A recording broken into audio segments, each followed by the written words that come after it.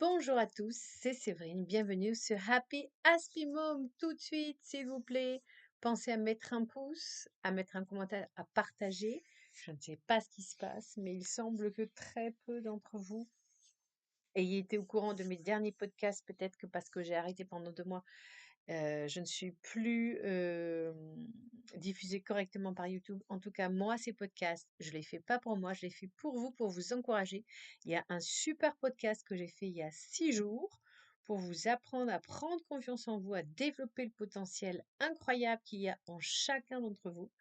Alors, vraiment, je prie le ciel que vous puissiez écouter mes podcasts. Aujourd'hui, un podcast là aussi pour vous qui avez vécu des traumatismes.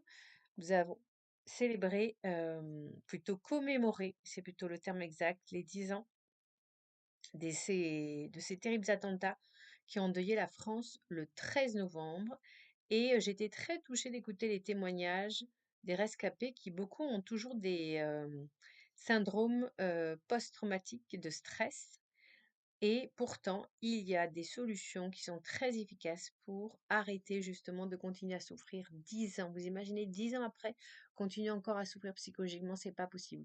Physiquement, il y en a malheureusement qui souffrent parce qu'ils ont été blessés, parce que vraiment, ces terroristes étaient des lâches et ils ont utilisé des armes de guerre. Donc ça, c'est terrible. Mais qu'on puisse encore souffrir 10 ans après psychologiquement, moi je dis c'est pas normal. Il y a des techniques qui fonctionnent très bien. Ce qui se passe, c'est que la plupart des rescapés ont été voir des psys. Donc ça, c'est très bien. Dans un premier temps, on a besoin de se lâcher, de raconter.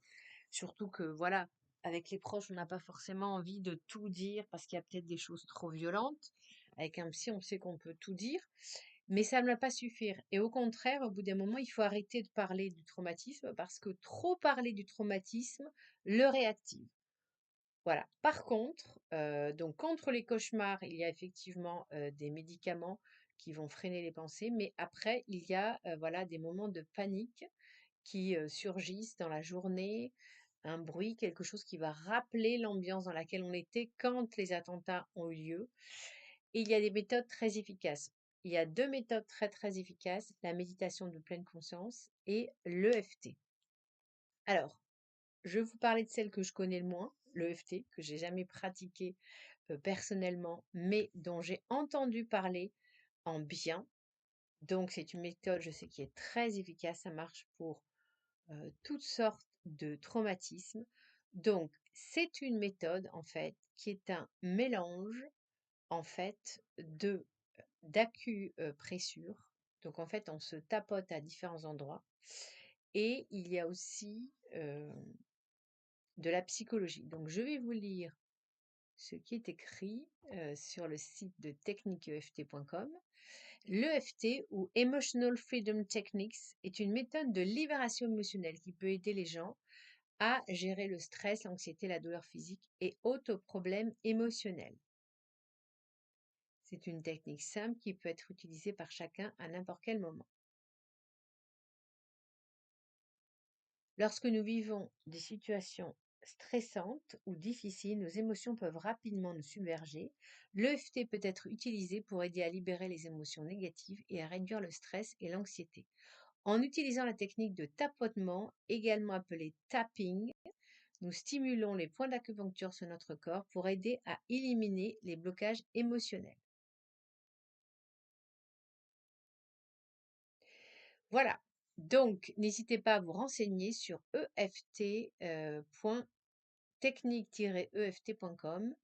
Et sinon, il y a le site de la Fédération française, je pense. Est-ce qu'il y a un site? Alors, non, il n'y a pas de site. Si, il y a école-eft-france.fr, donc formation EFT, etc.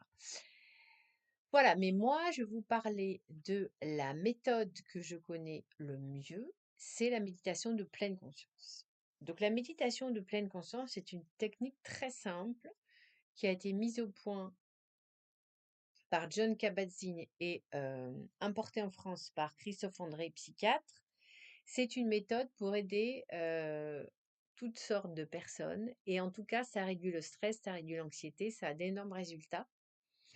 Donc en fait, quand on médite, une des premières choses que Christophe André nous apprend, c'est que il ne faut pas écouter ses pensées et les croire à 100%, car comme il dit lui-même, très souvent nos pensées nous trompent. Donc quand on a une pensée de peur ou que quelque chose de grave va se passer, et bien notamment pour les gens qui ont vécu comme ça un attentat, il faut tout de suite se dire que voilà, c'est une pensée et que ce n'est pas la réalité.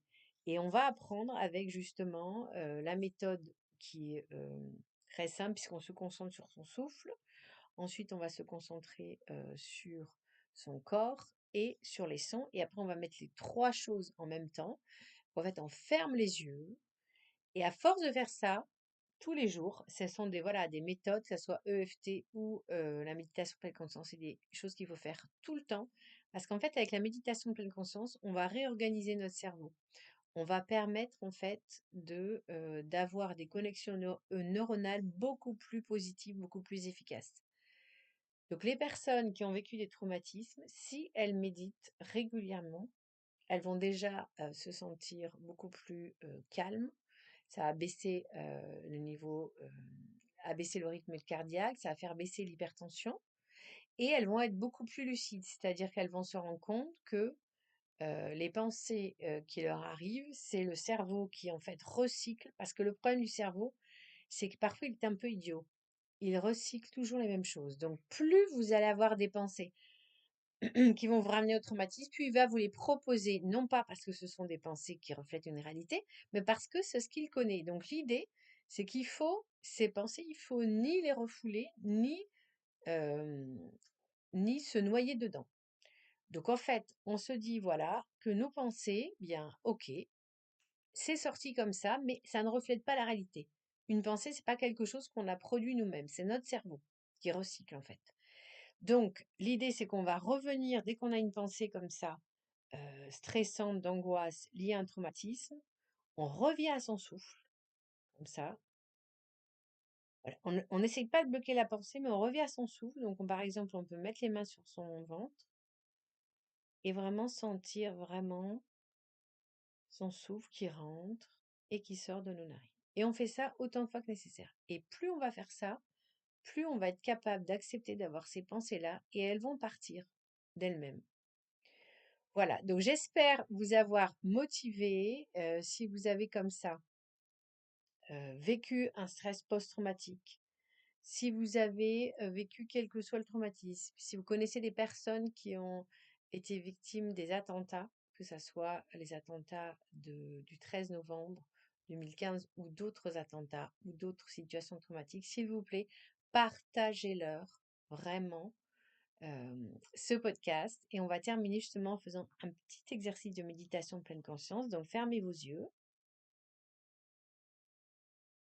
Voilà, prenez conscience de votre support sur lequel vous êtes assis. Essayez de vous tenir droit, sans tension. Ressentez votre assise au niveau des fesses, au niveau des jambes. Ressentez vraiment les contacts des pieds, vos pieds sur le sol. Ressentez le contact de votre dos.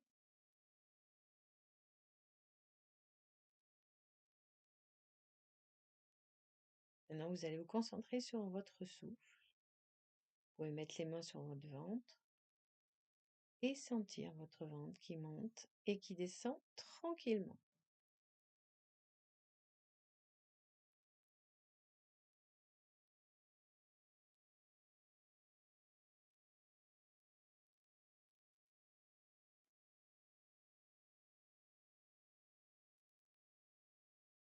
Respirez naturellement, ne forcez pas, laissez la respiration se faire la plus naturelle possible et observez-la.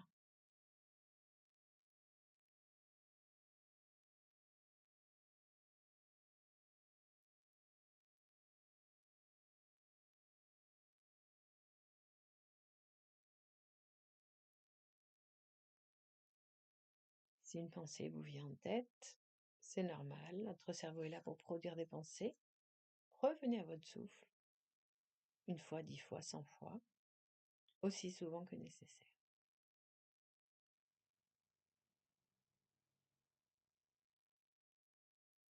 Nous allons terminer par un cycle de 5 respirations.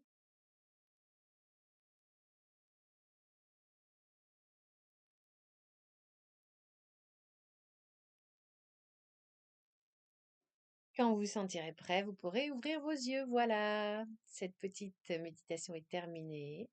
Si ce podcast vous a inspiré, mettez un pouce, abonnez-vous, activez la petite cloche et rendez-vous mardi prochain pour un tout nouveau podcast.